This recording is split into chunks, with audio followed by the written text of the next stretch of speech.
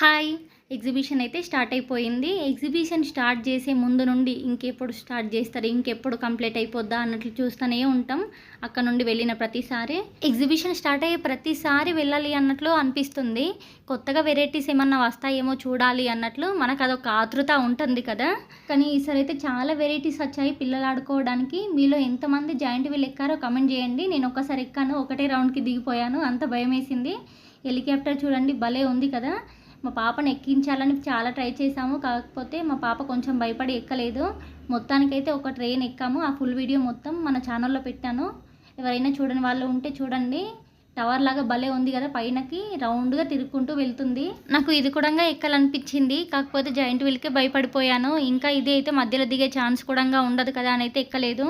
ఈ మిఠాయి తయారు చేయడాన్ని నేనైతే ఇదే ఫస్ట్ టైం చూస్తున్నాను. మొత్తానికైతే మా పాప కొనిపించుకొని తింటుంది. ఫుల్ వీడియో అయితే మొత్తం చూడండి, చాలా బాగుంటుంది.